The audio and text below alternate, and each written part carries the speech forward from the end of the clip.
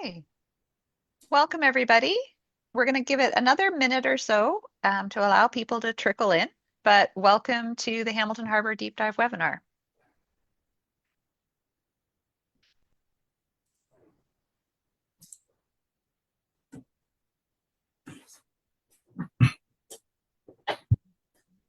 Okay, so again, for those that just joined, welcome to the Hamilton Harbour Deep Dive webinar. This series will bring experts to you on topics related to the restoration of Hamilton Harbour. You can continue to learn more about the Hamilton Harbour Remedial Action Plan through our social media and website. We invite you to join our mailing list to be directly informed of future webinars and other engagement events. See the chat for links. My name is Kristen O'Connor. I am the coordinator of the Hamilton Harbour Remedial Action Plan and have been with Conservation Halton working on this project for over 24 years. We invite you to join our mailing list, which Carolyn will put the link to in the Q&A. You will not automatically receive invitations for future webinars unless you join the mailing list. Just being here doesn't get you that automatic invitation.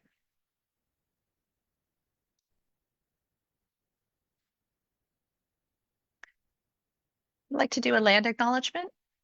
We recognize and respectfully acknowledge that the land that we speak about today is the treaty lands and territory of the Mississaugas of the Credit First Nation and territory of the Haudenosaunee and Neutral Nation. This territory is covered under the Between the Lakes Treaty Number 3 of 1792.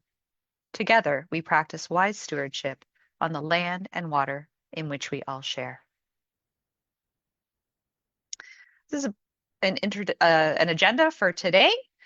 And before we get started, you can take a look at this. We're going to have some polls launched. Okay, hi everyone. I want a couple of polls to start here. So the first one is this your first time attending a Hamilton Harbour Deep Dive webinar? So this is now our fourth Deep Dive webinar, and we invite you to check out the recordings on our website for the past ones. Our most recent one was in June, and it was about the Randall Reef Sediment Remediation Project. So for most, 58%, this is your second webinar or more, and we have 42% new. So thanks for joining us today. I'll watch the second poll here. How familiar are you with the Hamilton Harbour Remedial Action Plan? If you've been here a couple times before, you might have heard our spiel already. And if not, we'll go through it. Give me a second for that. I'm seeing a lot of familiarity. This is great. So we have 68% somewhat familiar, 16 very familiar, 16 not at all familiar. And last question for right now, how familiar are you with wastewater treatment in your city? And this, of course, is the topic of the day. Seeing a wide split of answers here. Somewhat familiar is taking the lead.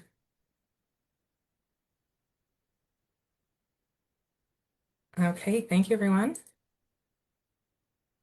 So we have 47% somewhat familiar, 34 not at all familiar, and 19% very familiar. And today we will learn all about it. Great. Thanks, Thank Kristen. you so much, Carolyn. So as you can see on the agenda, we're going to do just a brief wrap overview. So for those of you who've attended previous webinars, there'll be a little bit of familiarity just to try to bring everybody up to the same level. And then you'll hear two different presentations today.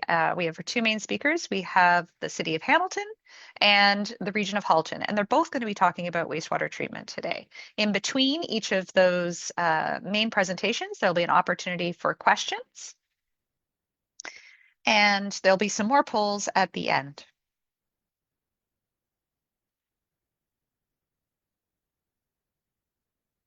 There we go. So just some housekeeping on how you can ask questions. You'll notice that you aren't able to turn your camera on and that you're muted, but what you can use is the Q&A section. So at the bottom of your screen, If you kind of hover over the bottom, a toolbar should pop up and you'll see a box kind of in the middle right of the bottom of the screen that should say Q&A. You can click on there and you can enter your questions. You can enter them anytime during the presentations, and we'll be able to answer those questions live or in text as we go along. Hopefully there are lots of great questions and insights. We'll address those related to the presentation topic first. And if we have time, we'll do the other questions. If we don't get to your question today live, please note that we will be considering all questions and feedback to help inform future topics for this webinar series. A recording of today's session will be posted within a week.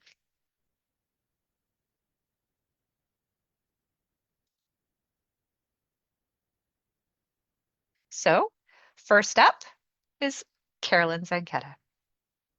All right, hi everyone. Yes, so I am the Program Engagement Specialist with Conservation Halton, where I support the Hamilton Harbour Remedial Action Plan and some other projects with outreach and engagement efforts.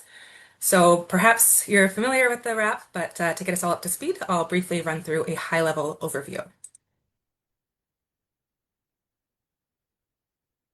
So the International Joint Commission is a group that deals with boundary water issues between Canada and the United States. In the 1980s, the Commission designated 43 sites around the Great Lakes as areas of concern. So these were sites where water quality and ecosystem health have been severely degraded by local human activities. Each of these areas of concern has its own remedial action plan, which is locally developed, partnership-driven, and guides restoration efforts.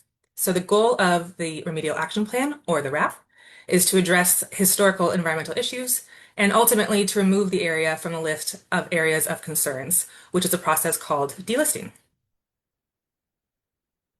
So there's a number of watersheds that drain into Hamilton Harbour. These originate in Hamilton, Burlington, and Puslinch. And a watershed is just an area of land where all of the water drains down into one place, kind of like a bathtub. So the rain that falls in the upper reaches of these watersheds is making its way down to Hamilton Harbour, picking up nutrients and pollutants along the way, like road salts and oil, or fertilizer and manure. We all live in a watershed, and what happens upstream impacts what's happening downstream. When we talk about the Remedial Action Plan, we define the degraded water quality and ecosystem health by beneficial use impairments. So a beneficial use impairment, or a BUI, describes the human or ecological use of the ecosystem that has been degraded because of human-caused environmental problems. So there's a list of 14 potential BUIs for every area of concern, which provides us all with a common language about how we talk about impairment and remediation in the areas of concern. So Hamilton Harbour's historical environmental conditions led to 11 of the 14 possible BUIs being applied here. So for each of these BUIs, we have environmental goals called delisting criteria. These were developed to describe the environmental conditions that will be achieved once all of the actions have been completed. The delisting criteria are used to guide restoration efforts, and progress is measured against them. When all of the actions have been completed and the delisting criteria have been met, a BUI status change is proposed in a redesignation report.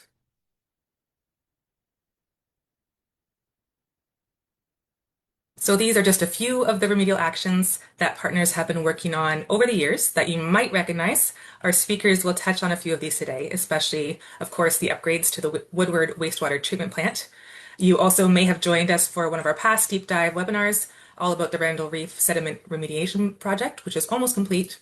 Or perhaps you're familiar with the fishway between Cootes Paradise and the harbor, which was created to manage carp populations in the marsh.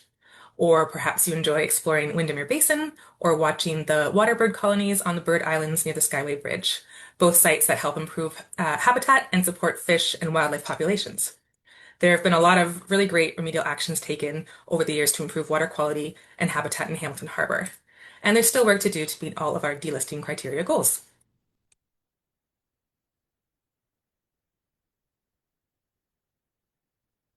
So if you're feeling inspired and would like to learn more or maybe dive into some details, please go ahead and visit our website, and I've dropped that link in the chat there. Our website has all sorts of information about the BUIs and the progress and status and key reports as well. We also invite you to follow us on social media at InfoHHRAP. to stay up to date and hear about events like this. And of course, you can sign up for our new mailing list. Thanks so much.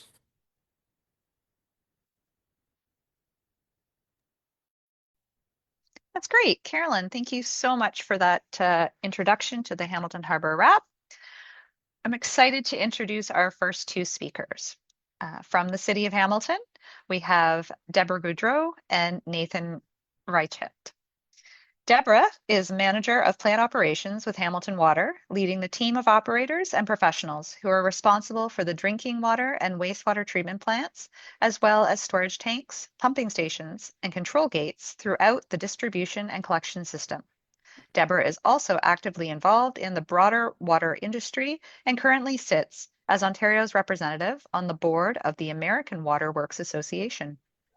Deborah is a professional engineer in the province of Ontario and a graduate of environmental engineering from the University of Guelph. Nathan is the manager of the Woodward Wastewater Treatment Capital Section under the Hamilton Water Division at the City of Hamilton.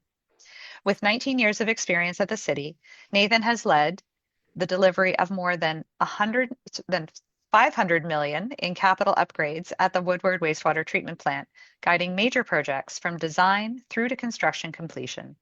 As the lead project manager for the new tertiary treatment facility and its associated upgrades, Nathan has played a pivotal role in advancing the city's efforts to delist Hamilton Harbour as an area of concern and improve the region's water quality for future generations.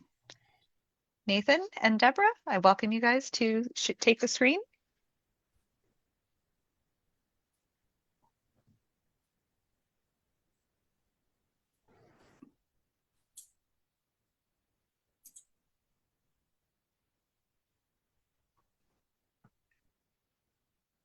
So good afternoon, everybody. My name is Nathan Reicheld, Manager of Wastewater Treatment Capital at the City of Hamilton, along with Deb Goudreau, Manager of Plant Operations. And we're happy to be here with you today to give a brief presentation of the work being done at the Woodward Wastewater Treatment Plant in Hamilton.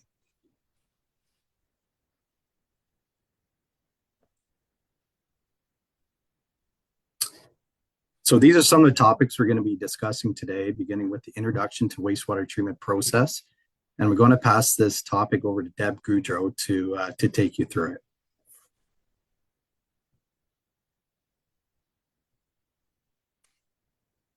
Thanks, Nate.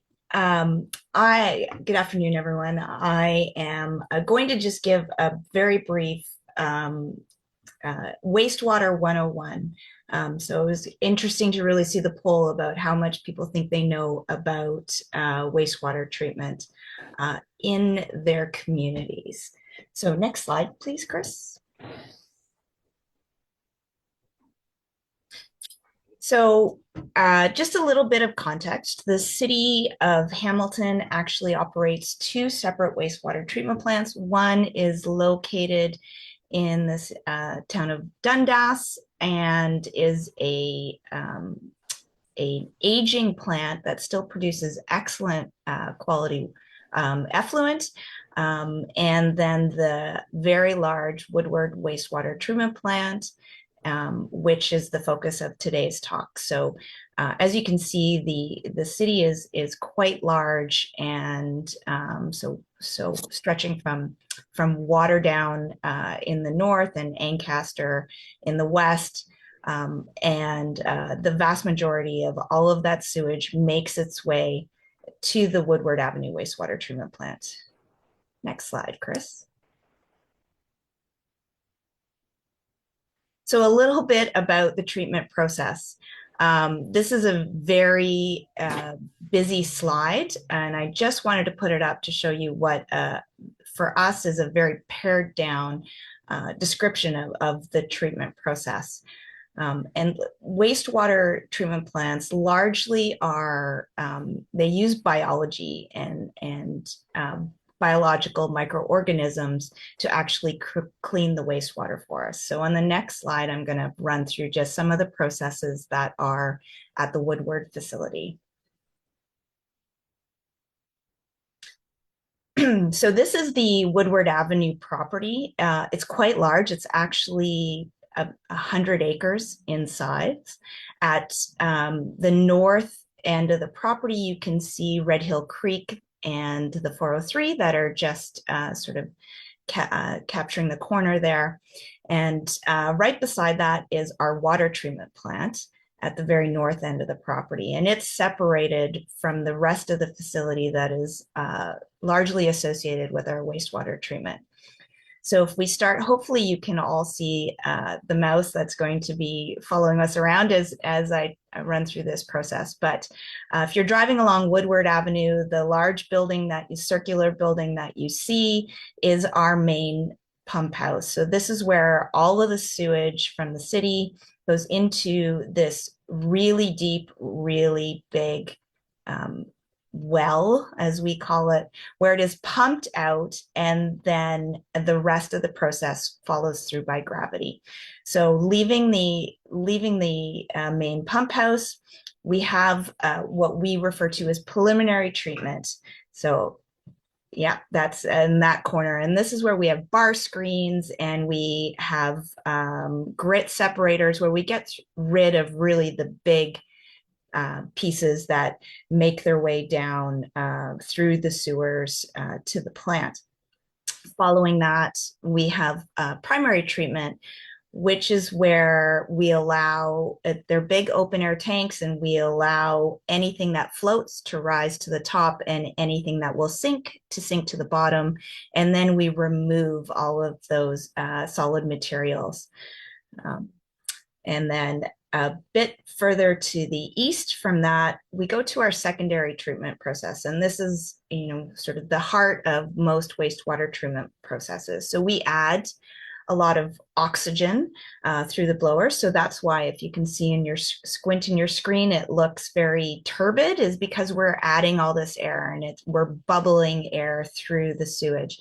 And this is to try and get the microorganisms to grow and help to eat any of the solid materials and floatable materials that's in the sewage, and that helps then remove it through those microorganisms. And after we've done aerating it and the bugs have eaten all their fill, we actually have another settling process. And this is another, they're large tanks where the water sits very calmly, and we clarify that water. The main project that Nate's going to talk about, or one of the contracts that he's going to talk about, is our new tertiary treatment facility, which is highlighted in green at the east end of the property. This facility actually has what's called tertiary filters within them, and this is where we remove even more solids, and we remove quite a bit of other parameters of concern, including phosphorus and ammonia. And then following that, we chlorinate our effluent during warm temperatures, and then we discharge to the Red Hill Creek, and you can see that discharge right at the east end before the creek. So that's a really quick overview of how we treat your sewage. And now Nate's going to walk you through the actual projects.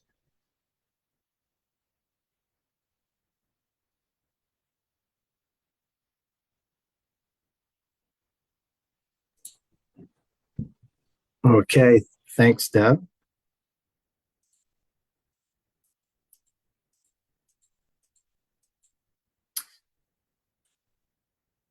So moving on to program history. So Carolyn already touched on this and gave a detailed overview.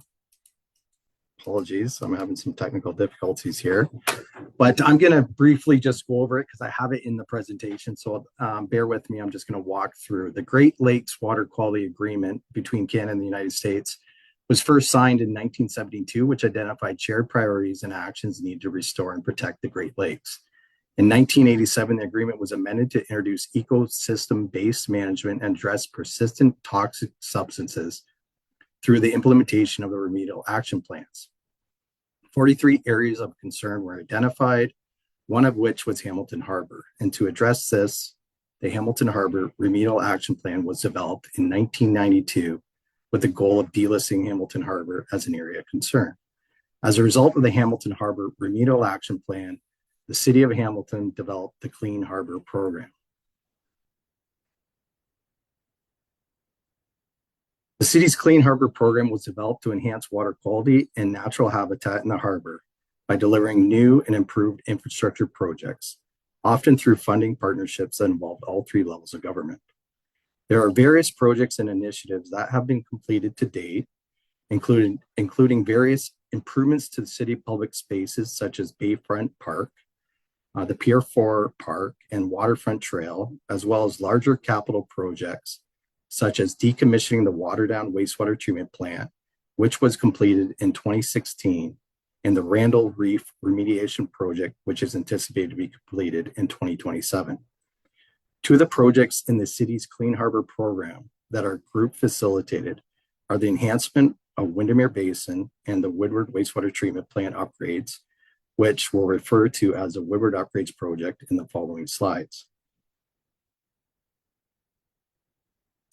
So Windermere Basin is located at the southeast corner of the Hamilton Harbor and began as a pre-industrial wetland. Since the 1950s, it had been subjected to contamination by industrial chemicals, sewage overflows, landfill leaks, and eroded sediment from Red Hill Creek. Following the identification of Hamilton Harbor as an area of concern, the city conducted several studies to determine the best course of action to manage the basin property. Upon completion of the environmental assessment process, it was determined that preferred solution was to remediate the basin by containing the existing sediment on site with a 0.5 meter clay cap and create a wetland aquatic habitat within the remainder of the basin that would be able to support a diverse range of plants and wildlife. To achieve this, the basin was separated from the Red Hill Creek through the construction of an earth dike. Using additional dikes, the wetland was separated into 3 zones of different water depths to create a habitat for a diverse range of vegetation and wildlife species. Some key features of the natural environment design include planting a variety of native upland, emergent, and submergent species, a pump chamber to augment water levels in wetland in order to assist in the promotion of preferred wetland communities and fish accessibility, and a fishway structure to provide access to the wetland to the majority of warm water timing window for desirable fish species. The addition of tern habitat to protect the active common tern colony in Windermere Basin. This species nests in a relatively small number of locations in the lower Great Lakes, and at the time of construction was the only remaining common tern colony in Hamilton Harbor. In 2012, the project was completed and is one of Canada's largest man-made coastal wetlands and received the 2012 Hamilton Halton Environmental Engineering Project of the Year Award and the Hamilton Public Works Project of the Year Award. Now, moving on to the Woodward Upgrades Project, the origin of this project and program dates back to 2005 when the city undertook a formal master plan process to address 3 key pressures. First was the expansion. At the time, the plant was approaching 85% of its rated capacity, with the city planning to grow its population by 160,000 by 2031. Improved effluent required in order to meet Hamilton Harbor's remedial action plan targets to assist in delisting Hamilton Harbor as an area of concern, and combined sewer overflows. As per the ministry procedure F55, we needed to capture and treat greater than 90% of wet weather flow on an average year. This was achieved through the primary clarifier expansion project and real-time control. The expansion and improved effluent components were to be addressed through the Woodward Upgrades Project. So after the master plan was completed in 2008, the city embarked on the Woodward Upgrades Project, which incorporated a component to improve water quality as well as an expansion to increase treatment capacity. As a result of the economic downturn in 2008 and decline in water revenues and development charges, which fund capital infrastructure projects, the decision was made to delay the program in 2010. After studying potential options in 2011, the decision was made to separate water quality scope of work from the expansion upgrades. In 2013, the project was reinitiated with a focus on water quality known as the Phase 1 water quality upgrades, which enabled the city to secure provincial and federal funding through the Green Infrastructure Fund Agreement. The expansion component was deferred to a future date, which is now referred to as a Phase 2 expansion project, which I will briefly discuss later in this presentation. So we'll now take a detailed look at the projects that made up the Phase 1 water quality upgrades.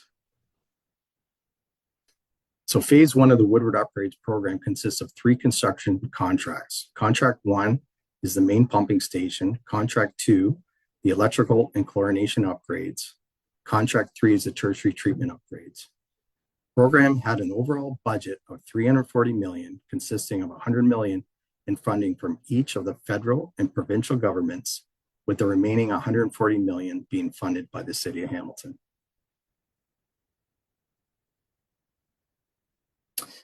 This is an aerial view of the Woodward Wastewater Treatment Plant with the 3 projects highlighted to show you their location on site. The bottom blue box is the footprint for the Contract 1 main pumping station. The bottom yellow highlights the area of Contract 2 electrical upgrades, and the upper middle green boxes of the footprint for Contract 3, the tertiary treatment upgrades. Also located within this footprint is the Hamilton Globe, which many of you may recognize due to its visibility from the QEW.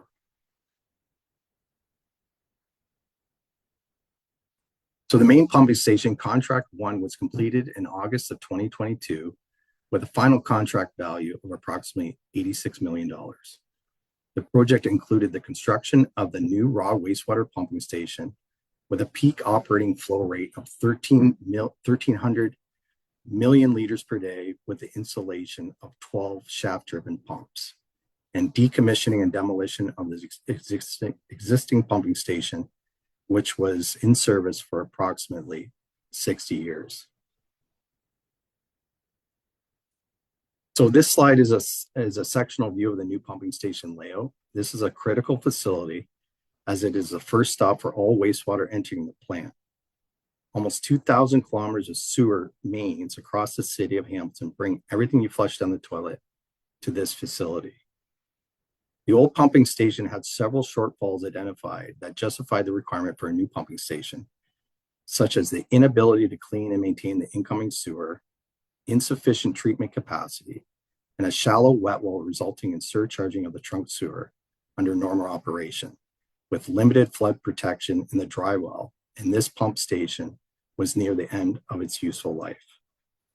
As a result of these issues, the main pumping station was constructed to replace the existing station and provided some key benefits, including a larger operating wet well, an 85-foot deep wet well that allows flushing of the incoming trunk sewers from grit accumulation, and a split wet well to allow the flexibility to take one side or one half of the wet well out of service for maintenance and cleaning while the other still operates.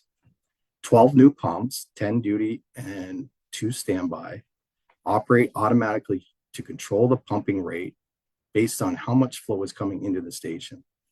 Each individual pump can be pushed approximately 170 million liters per day, giving the station a firm pumping capacity of 1,700 million liters per day, which is equal to a hydraulic capacity of the trunk sewers that feed the Woodward Wastewater Treatment Plant.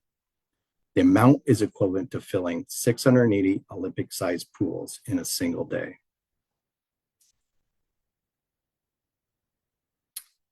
So this slide includes some photos during construction. The pictures on the left show some of the new pumps that are painted in blue, and construction of the new 3-meter diameter influent channel that enters the pump station wet well in the picture on the right.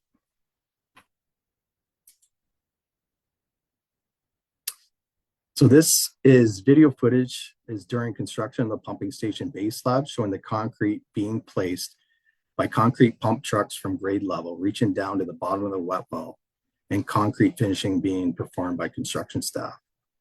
The initial pour of the base slab was a continuous operation of 240 trucks, pouring over 2,000 cubic meters of concrete, which took approximately 14 hours.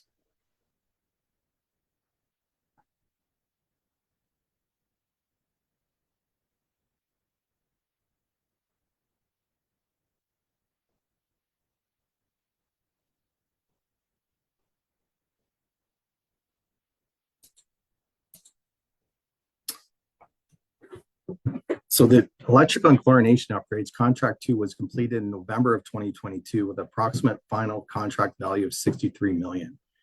The project included the construction of a new electrical power center to provide sufficient reliable power to both the water and wastewater treatment plants by way of installing a dual 13.8 kilovolt loop around the entire site to be able to service all load centers.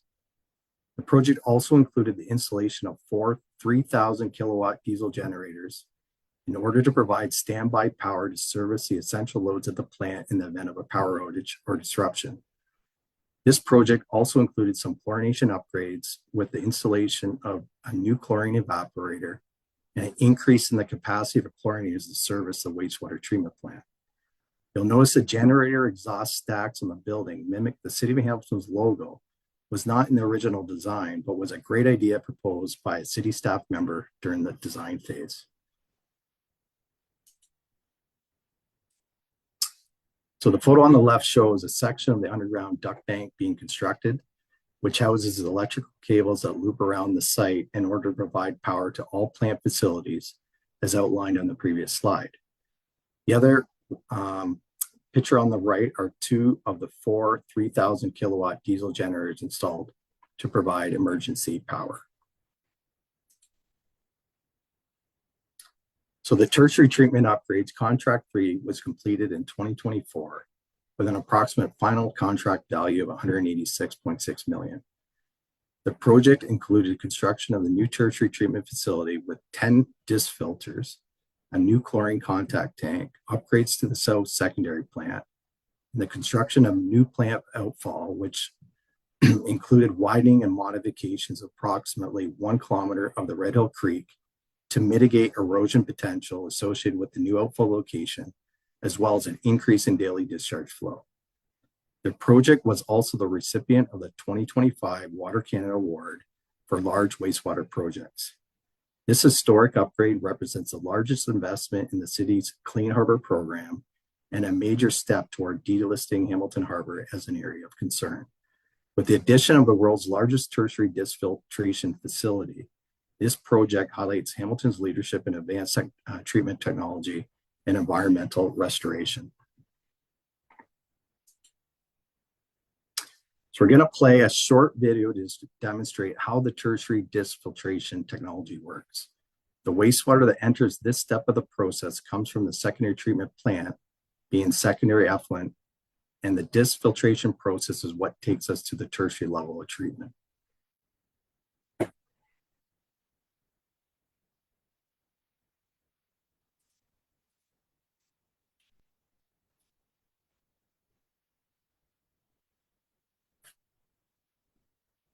Looks like the volume's not working. Apologies. Chris, you all right? Yeah, I might have to just stop sharing and reshare at the same slide. So give me 1 second.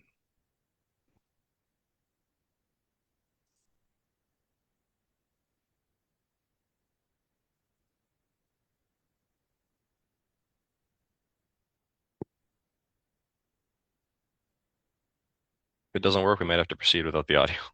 Okay. You might be able to talk over it.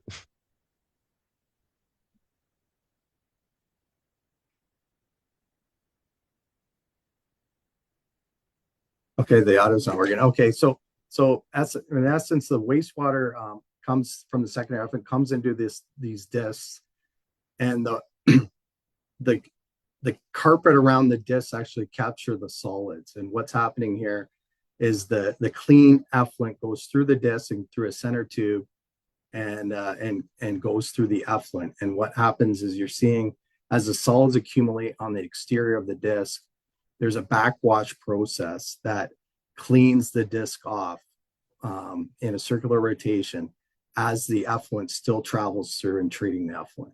So it's a continuous process. It doesn't stop.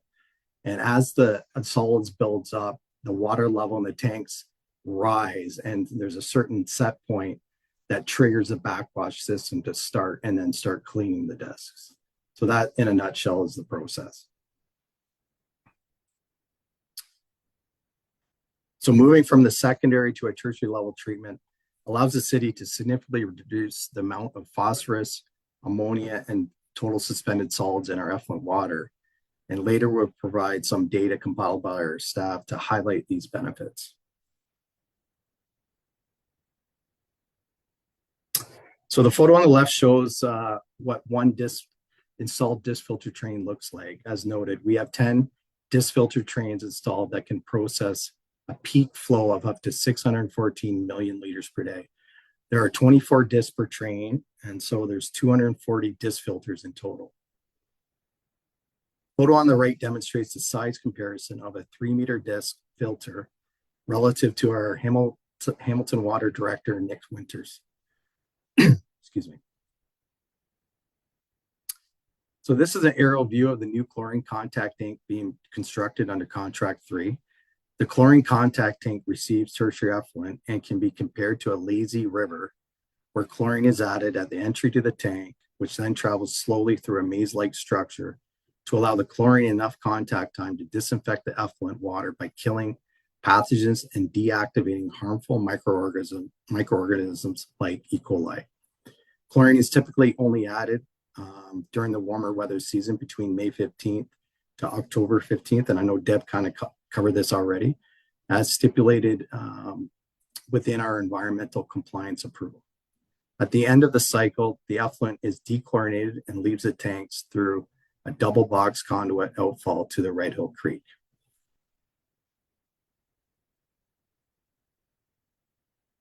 So this slide is an aerial drone footage of the completed chlorine contact tank.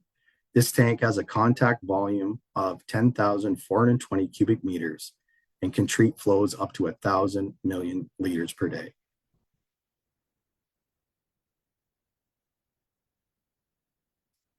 So this photo on this slide shows the construction of the new plant outfall spillway and dissipation zone. It's designed to allow the plant to discharge into Remedial Creek while mitigating potential erosion resulting from increased flows at the new outfall location. You can see armor stone downstream of the spillway that redirects the flow pattern into the creek.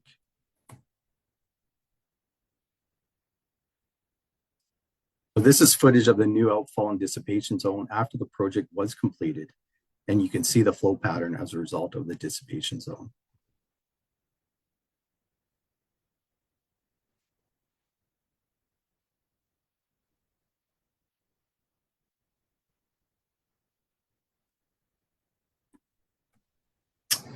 Now I'll hand it back over to Deb Goudreau to take us over the plant performance and effluent quality. Great, thanks, Nathan. Good job. There's some. I love looking at those pictures. So, did this actually work? We spent all of this money. We installed this whole new treatment process. Is it making a difference? And the short answer to that is absolutely. So I just threw in a couple of graphs here. And thanks to my staff for putting them together for me, to just give you an idea of the improvements to our effluent quality. If you look at the graph on the right, you can actually see the line or the drop very dramatically in our total phosphorus concentrations once we started commissioning the tertiary plant. So this isn't even, a fully optimized and fully completed facility yet at this point. And we had a major drop in our phosphorus initially. And you can see with the graph on the left that the secondary plant had actually excellent performance already, and we've lowered it even more. And you can see really the seasonal fluctuation that tends to happen with total suspended solids, and that's not uncommon at wastewater plants where you just have the microorganisms are a little bit less active in colder temperatures, so you tend to see a little bit of variation seasonally in your suspended solids and other parameters. So it's been, from our perspective, it's been very successful. And if Chris, if you move to the next slide, these are some projections of the benefits to Hamilton Harbour based on the results, the preliminary results we're seeing over the last year or so of operation. We're estimating that in over 10 years, we're going to remove 500 tons of phosphorus that otherwise would have been discharged 6,000 tons of ammonia and almost 15,000 tons of suspended solids. And then for my final slide, just wanted to give you an idea of what our effluent looks like in relation to Red Hill Creek. So on the left, that's actually the tertiary treated effluent following over a weir just before being discharged. And on the right, you see that discharge zone, the water coming out of the wastewater treatment plant, and the stream, the Red Hill Valley Creek on the left. And you can see the turbidity and how actually the water quality is the clarity of it anyways is significantly better downstream of the wastewater treatment plant effluent. Thanks.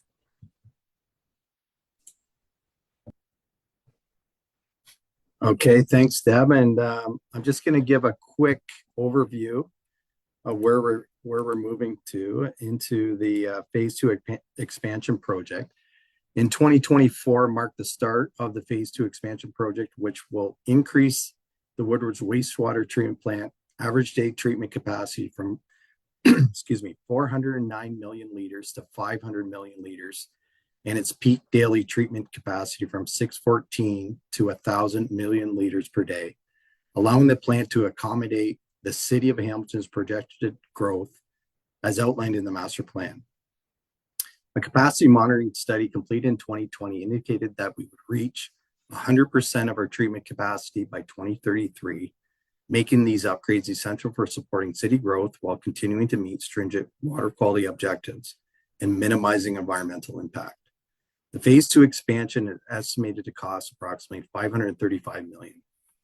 The scope of this project includes 4 sub-projects during design, and it's envisioned that the scope will be delivered under 2 construction contracts. So we'll be increasing the electrical system upgrades by adding an additional 2 3-megawatt diesel generators. We'll be expanding the tertiary treatment facility, adding additional disc filter trains, and a new secondary treatment plant to increase treatment capacity to accommodate the city's growth forecast. There's upgrades to the north secondary plant. It's a complete rehab of the north aeration tanks and the north secondary clarifiers. And there's solids upgrades as well, with the addition of up to 3 primary digesters associated with solids management equipment in order to support the increase to the plant's treatment capacity. So before I conclude, I just want to recognize that delivery of projects of this scale would not be possible without the hard work and dedication of Hamilton Water staff, our consultants, and contractors. Also recognizing a few staff that led and managed these projects in the Clean Harbor program in phase 1 specifically. So John Helka is now our director of our group and was a project manager for the enhancement of the Windermere Basin project. Plowman Nikoloff was the city's project manager for Contract 1 main pumping station. And Stephen Hoover was the city's project manager for Contract 2 electrical and chlorination upgrades. I also want to recognize Ian Rutledge, manager of process transition, and Shane Blanchard, superintendent of wastewater treatment, and all of the operational staff at Hamilton Water. And there was so many other city staff that helped throughout the design and construction phase of this program. I also want to thank Chris Pierkis, our technologist, for putting this presentation together and managing us through this process today. So appreciate everyone's help. Thank you.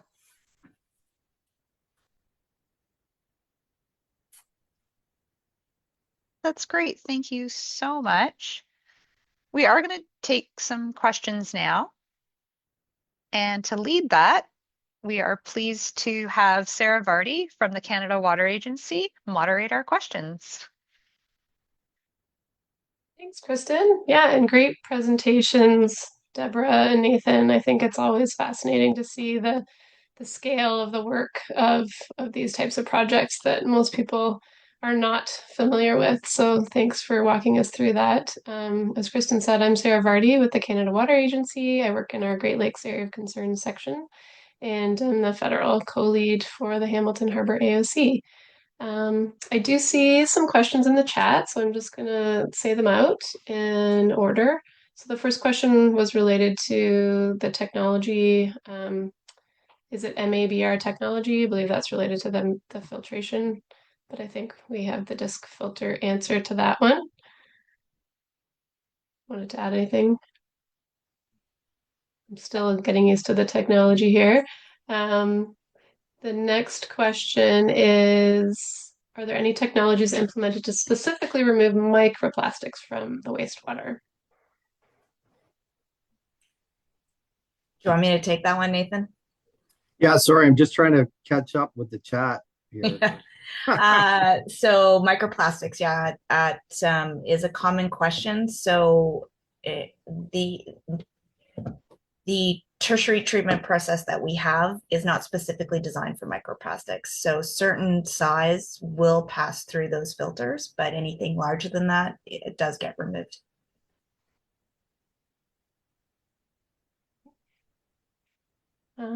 I can leave the questions open. I'm just wondering if anyone wants to type stuff. If I say answer live, we can't type anymore. So if there's anything more you want to add, I won't move it out of that. But the next question is, where does the phosphorus and other things that are removed through this treatment process, where did they go?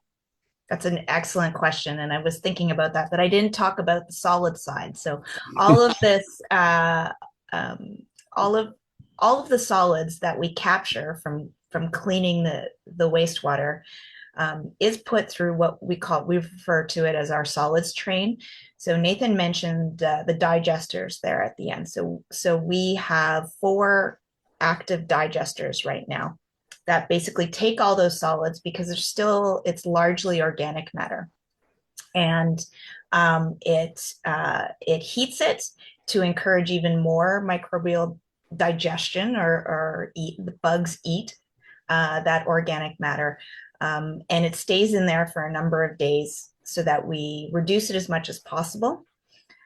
We further then have on site a processing where at that point it's referred to as biosolids, and so we dry it, and we pelletize it, and because we are able to inactivate the harmful microorganisms that are present, and because our metals concentrations are quite low, we're actually able to market that as commercial fertilizer, and we have a contractor who manages that whole process for us on site.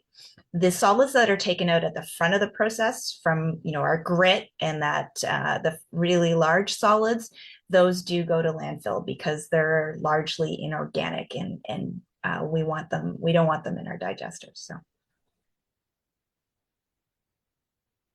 Thanks for that. Our next question is about why the effluent is going into Red Hill Creek instead of directly into Lake Ontario. I'm actually going to take that question, Sarah. Although I've been working on the Hamilton Harbour for a remedial action plan for over 25 years, this actually predates me working on the project. Back in the early 1990s, there was a community's value decision that instead of kind of exporting the pollution problem to Lake Ontario, that the Hamilton Harbour community decided that it was something that they were going to address and deal with without moving the effluent out into Lake Ontario. There were certainly lots of other cost implications and things to do that, but one of the main drivers was a value decision to not just export the problem to a larger water body, but to address the issue kind of in harbour. Thanks, Krista. Our next question is about pharmaceutical constituents in wastewater. Does this process help to remove those? I can take that one again, if you like. So the pharmaceuticals and personal care products are quite a minute proportion of the wastewater effluent that we receive at the plant. The process is not, again, designed specifically to remove it. Some percentage of those constituents do get removed through a wastewater treatment process, but largely not. Okay, thank you. And Congratulations. I did see lots of thumbs up and hand clapping during the presentation, but congratulations on the progress. And is there any consideration of the temperature of the effluent and the impact that that may have on Red Hill Creek? That's an interesting one. Nathan, I don't know if through the project that you specifically looked at that. Yeah, I'd have to go back 10 years, but I recall that they did assess that. Woods was our consultant engineer, and as part of the approval process, that was looked at, and it was found that it would not impact or provide any negative impact to the creek. I know that creek, there's a lot of backwater, and it is a warm water creek, I believe. So again, it was looked at, but there was no negative impact as a result of discharging to the creek. Thanks, Nathan. A question about capacity. Has it accounted for increased storm flow due to climate change and increased precipitation associated with climate change?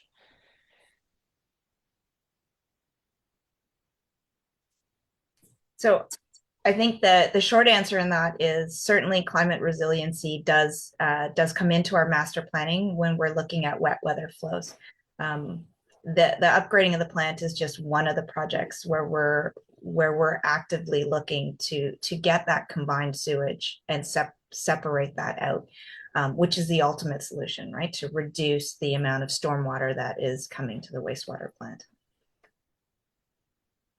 There's a related question to how many kilometers of pipes feeding into the plant are both sewer and stormwater. So those combined sewers you're talking about. Do you know that off the top of your head? Do you know it, Nate? Or Mike, you might know it.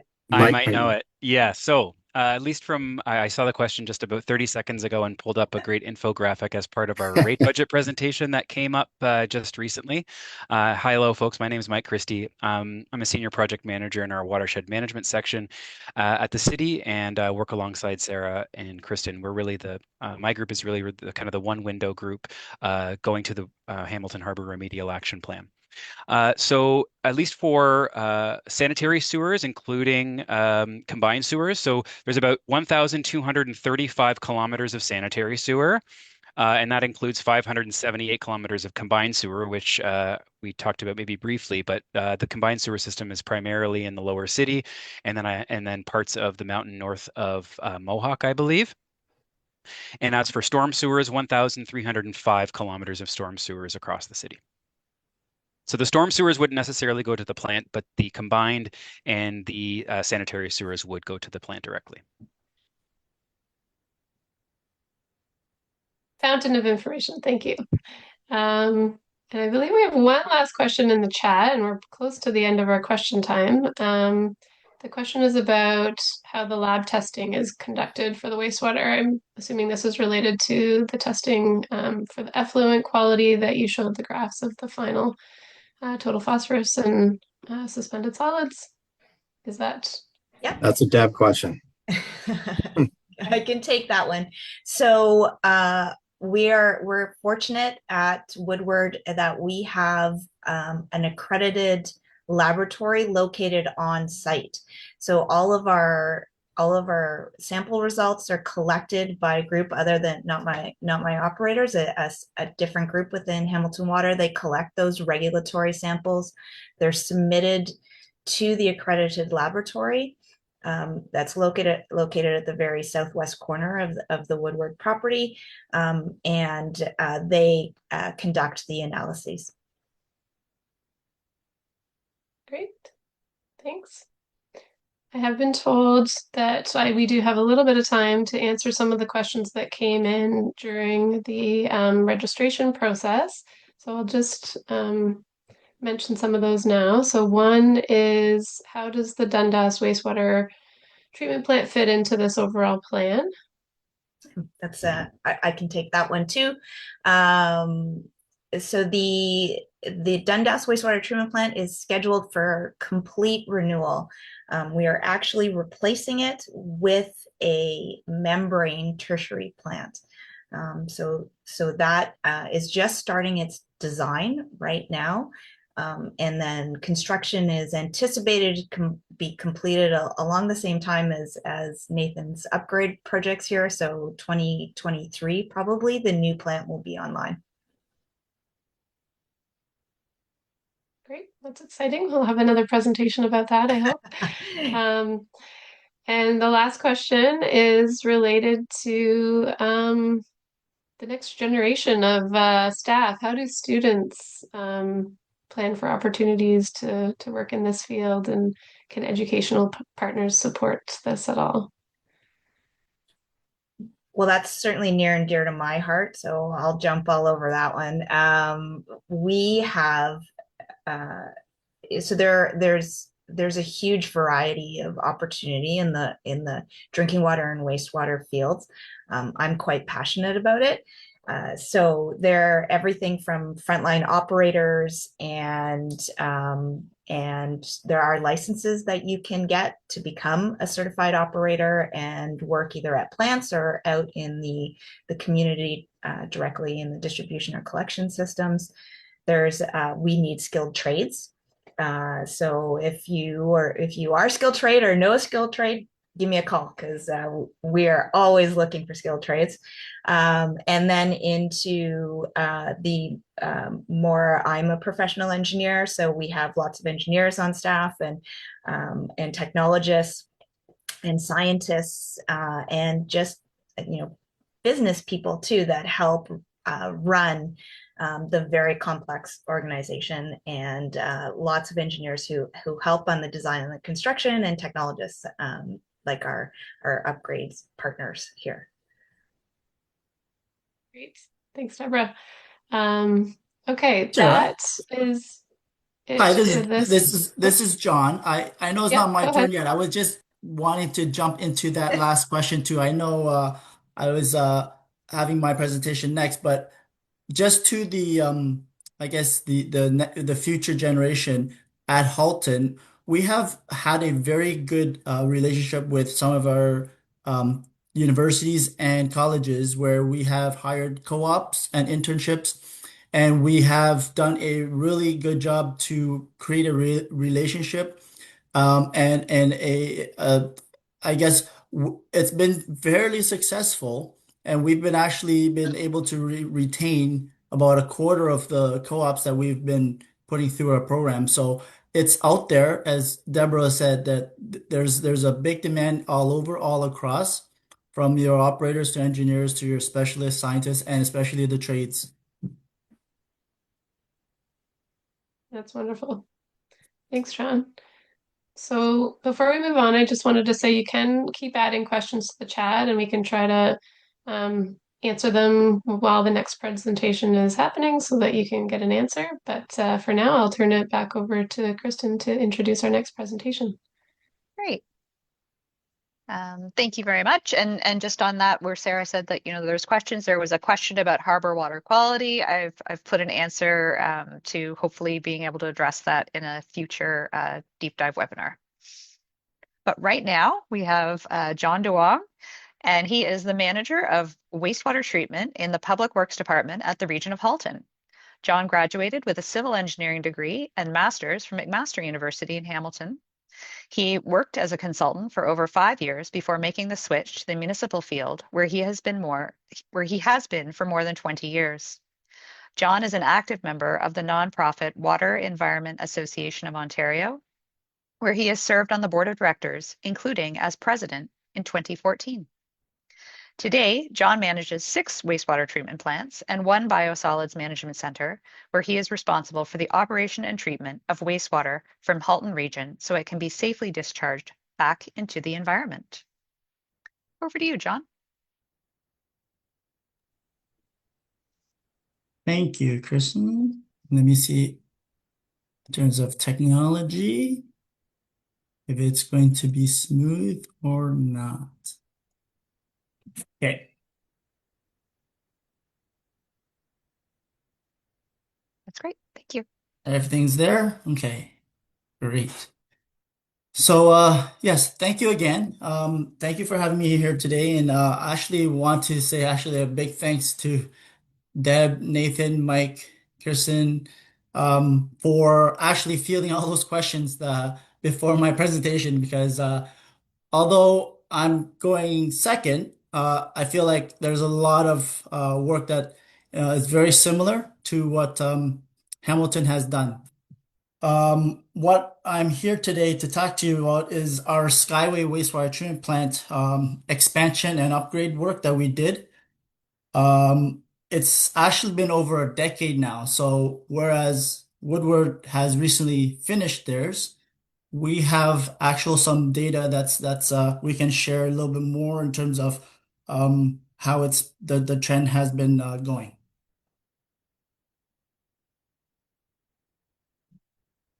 So just a quick outline here. Just today, I'm just going to give you a little bit of understanding of what the region is, a brief history of the Skyway plant, explain to you the drivers for the plant expansion and upgrade, along with some of the key components of the project, including the funding. And finally, I'll show you some of the performance results since the upgrade and take any questions. So, unlike City of Hamilton, where it's a single-tiered municipality, Halton Region is a two-tiered municipality, where we represent within it the City of Burlington, the town of Halton Hills, which has Georgetown and Acton, also the town of Oakville and the town of Milton. Halton is the upper tier, responsible for some of the larger services such as garbage, social services, the regional roads and stormwater on regional roads, and then water and wastewater. The lower tier looks after things like parks, recreation, transit, building code enforcement, and local roads and stormwater on the local roads.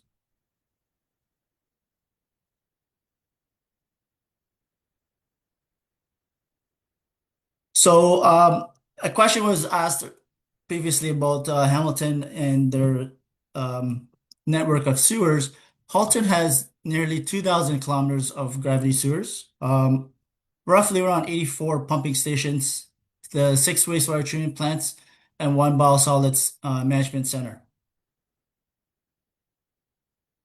So Skyway was originally constructed back in 1962 as an extended aeration plant with a capacity of 14,000 cubic meters per day. Over the years, there were several expansions and upgrades in treatment process. By 1975, 1 year after the creation of Halton, the Skyway plant was upgraded to a conventional activated sludge plant with anaerobic digestion and rated capacity of 90,000 cubic meters per day. In 2003, the plant was further expanded to 118,000 cubic meters per day, and then disinfection was changed from chlorine gas to UV light.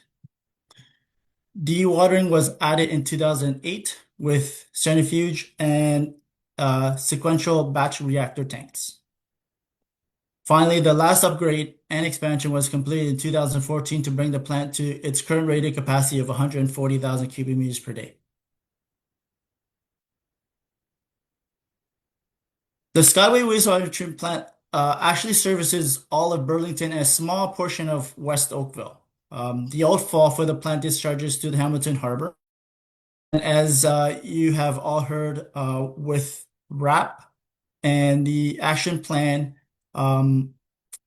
there were targets that were identified in the stage 2 report that kind of led to some of the work and activities about recommendations on what we could do to improve the plant to get down reduce our loading and meet the targets as well as with the overall arching goal of delisting the Hamilton Harbor.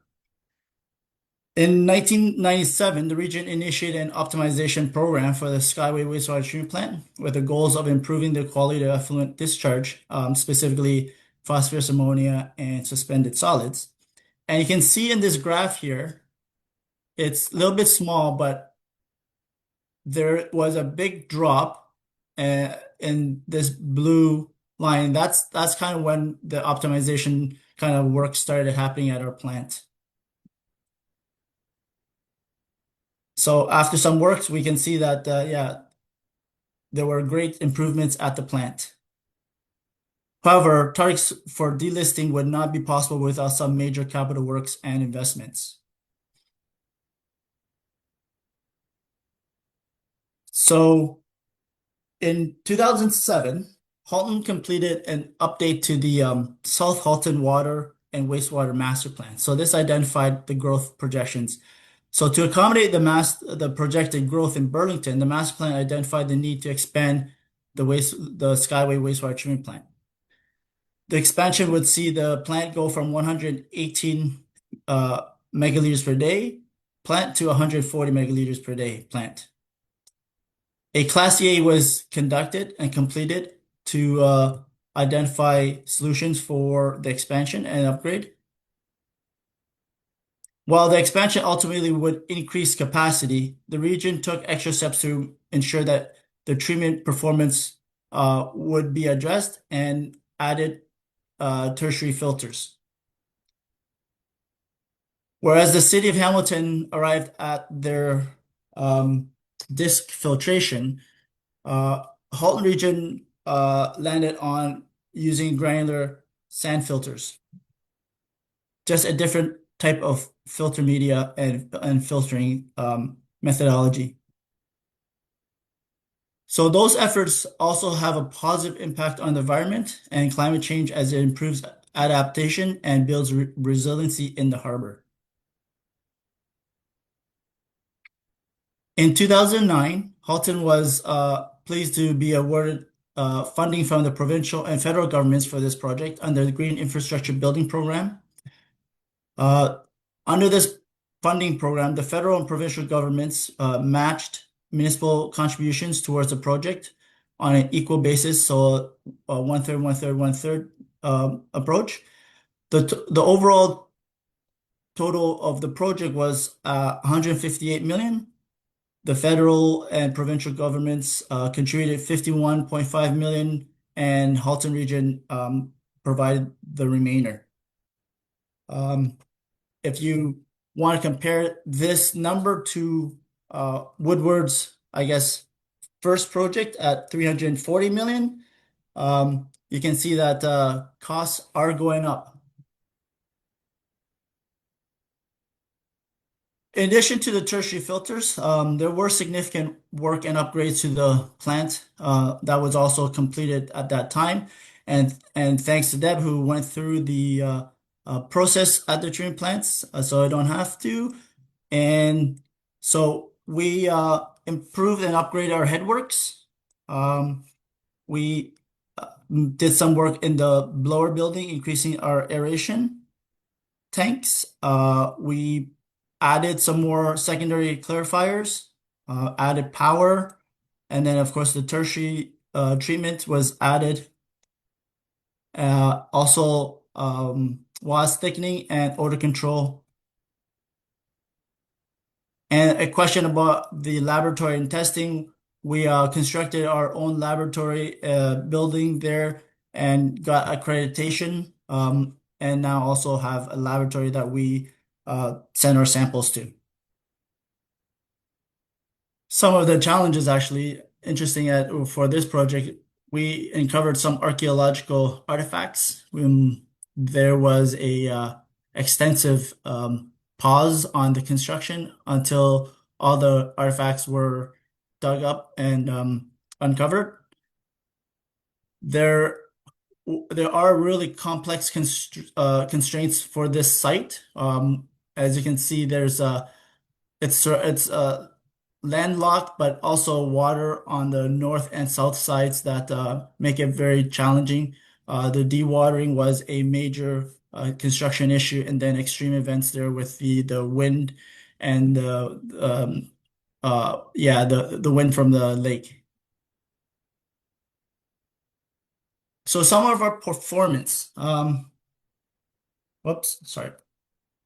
This is a chart showing 10 years of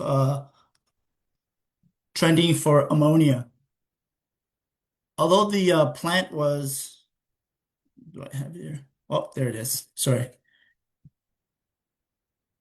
So you can see that although the project was completed in 2014, there was still a little bit of stabilization, optimization that was going on from 2014 to 2016 before we started seeing a little bit more regular flow pattern and performance. So, oops. Okay, jump to this one. So you can see it a little bit more clearly in this one with the suspended solids loading.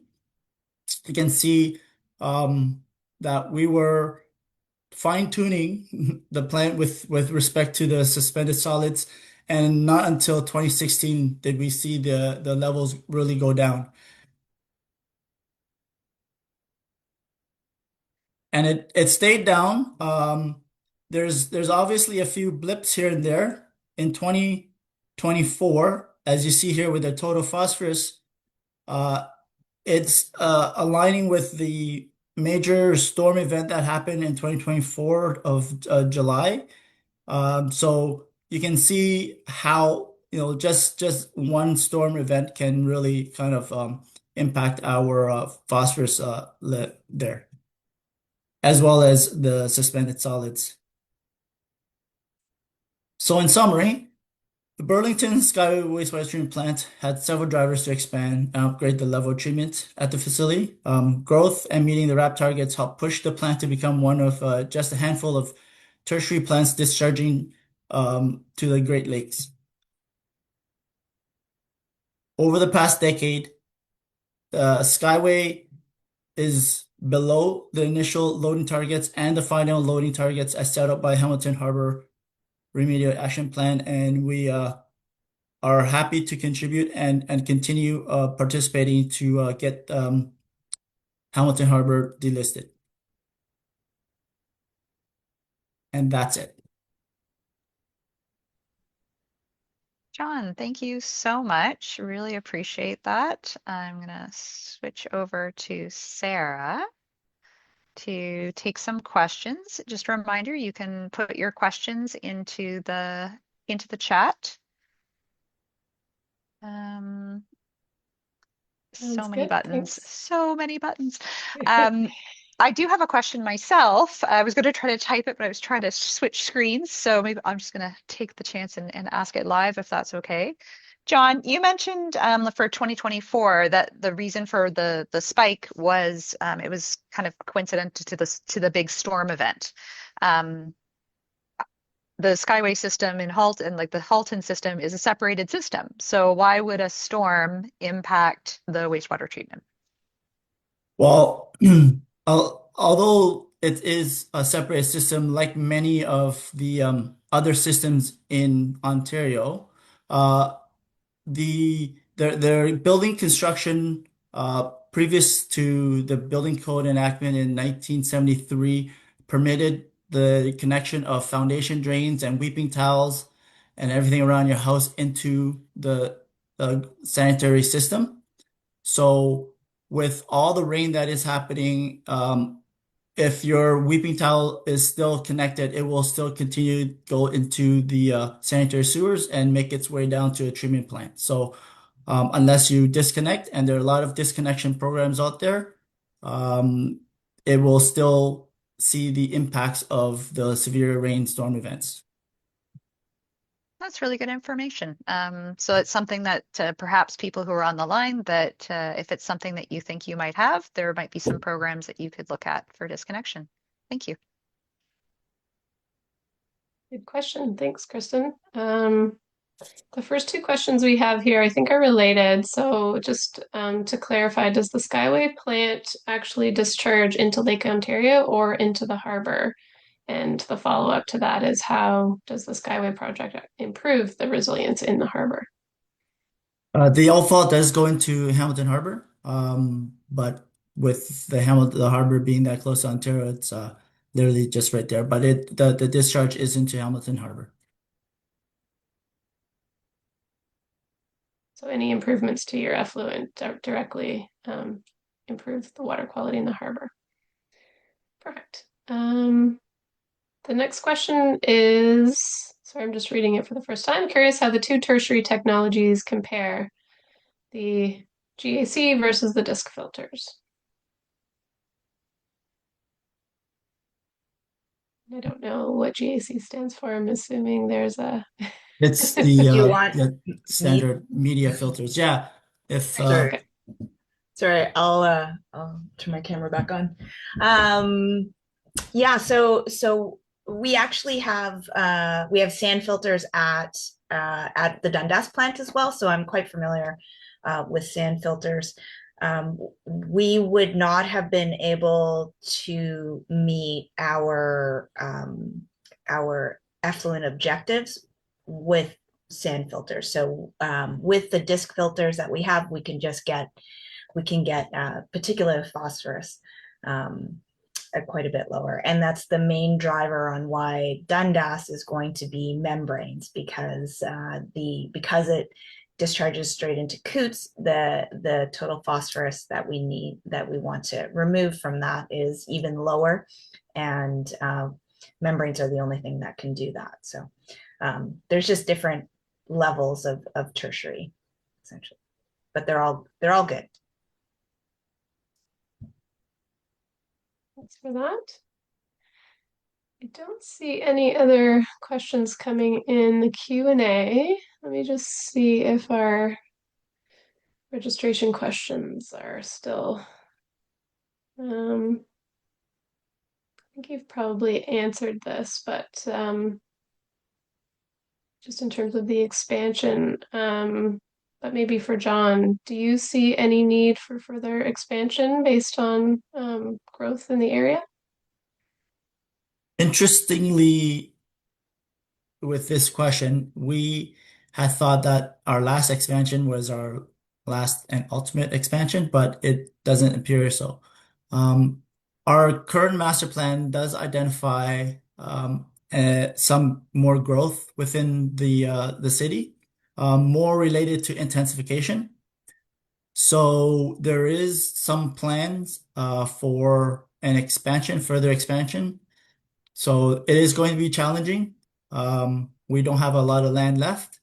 So we are going to go into the process of kind of the study phase first. So it's still a ways out before we get any concrete or kind of solution of how to service the new growth.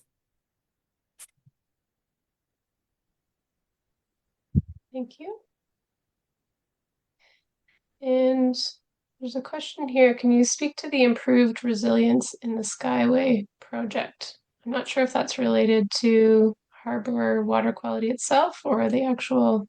Yeah, I think, Sarah, I'll take that one. I think it Okay. was, I think the person asked the question and maybe we just didn't answer it in the right way. The harbor itself, the water quality, obviously, the less phosphorus that we put into the harbor, the better the harbor water quality will be. In a very simple terms, the phosphorus is the food for the algae. And so when we get the really big blooms, the best way to deal with having those blooms is to have less of the food, so less of the phosphorus. As I replied to one of the questions, that our hope for 2026, because we will have, again, more deep dive public webinars, we'll be looking to hit up some of our water quality scientists now that we've talked about kind of one of the big improvements that we've had. So some of the big actions that we've done, we'll be looking to maybe some of our scientists to come and talk about, what they've been seeing in the water quality. So we'll be able to address that a little bit more, hopefully within 2026 presentation for you. Kristen?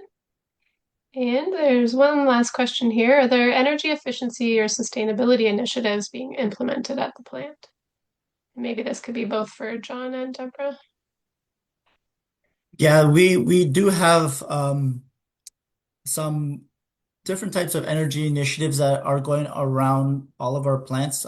Specifically with Halton, our two larger plants, Skyway as well as Mid Halton. So there are ongoing initiatives to reduce energy usage, but also gain back some of the energy from thermal capture or thermal transfer from the wastewater itself. So there are things going on at the region to reduce our carbon footprint. And one of the other one is more beneficial use of our biogas.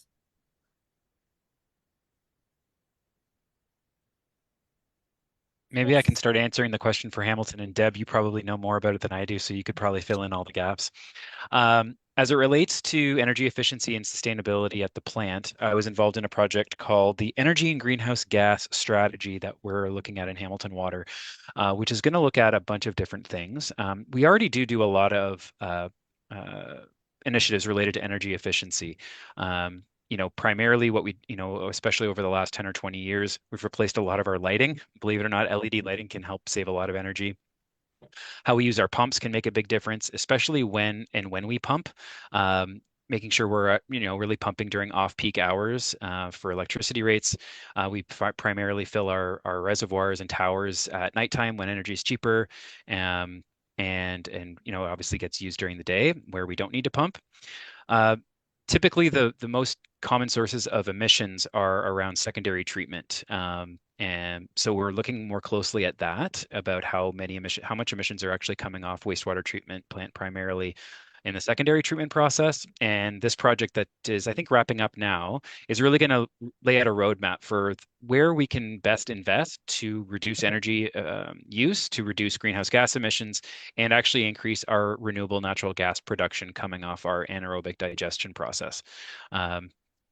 Because we use that actual energy, that natural gas, it goes through a biopurification unit and then gets sent to the Enbridge grid and is a revenue source for the city. So Hamilton, I believe, Deb, you can correct me if I'm wrong. We were one of the first to do that, I believe, but I could be wrong. But yeah, that probably gives a decent summary of what we're doing related to sustainability and energy efficiency. But I'll hand it off to Deb for probably the many things I missed. No, you did great, Mike. And yeah, that our biogas purification unit was quite groundbreaking back in their days there, and there are a number of utilities that are now taking a hard look at it too. But I would actually like to defer to Nathan, because this project actually included quite a number of energy efficiency and optimization and initiatives within it. So, and I think he turned his camera back on, so I think it's great. Oh, sorry. Yeah, I was just going to add to the Green Lane system, the biogas purification. We were the first municipality in Canada, second to a farm out in BC, to actually purify the digester gas into pipeline quality from a 63% methane content, purifying it up to a 98% methane content. So that was in 2012. We also have a cogeneration system, which was one of the first as well. So we capture all the digester gas and either purify it through biogas purification and sell to Enbridge, or we take part of that stream as well and make electricity through a cogeneration. And that was installed back in 2004. So we are doing that, and all of our projects do follow a thorough analysis on energy efficiency. We have energy policies that we have to follow, and we try, like Mike said, look at pump efficiencies, lighting, all that stuff. And we'll be going through that same process under the phase 2 expansion as well. So we're in the early design phases right now, but like Deb said as well, a part of that process includes looking at those details, greenhouse gas emissions, and energy efficiency throughout the design process. So hopefully I answered that question. I think that was really great. It sounds like a lot of these things are really helping with cost savings as well. So that's a big driver of those types of initiatives. Okay, well, I don't see any other questions in the chat. I think everyone, thanks for all of your engagement and great questions today. And I'm going to turn it back to Carolyn and Kristen to wrap up our webinar today. Thanks Great. again to our Thank you. presenters. They were really great. Yes, and thank you to you, Sarah, for being our moderator today. We really appreciate that. Okay, Carolyn. Great. Thanks so much. I learned a lot with those presentations. Before we wrap up, I just wanted to let you know about a current opportunity from Conservation Halton for businesses in the Hamilton Harbour watershed. So our restoration staff are offering some free workshops for businesses to help your team learn more about low impact development. This is a form of landscaping or development that tries to manage rainwater where it falls. So it includes projects like permeable pavement, rain gardens, bioswales to help slow down and soak up some stormwater.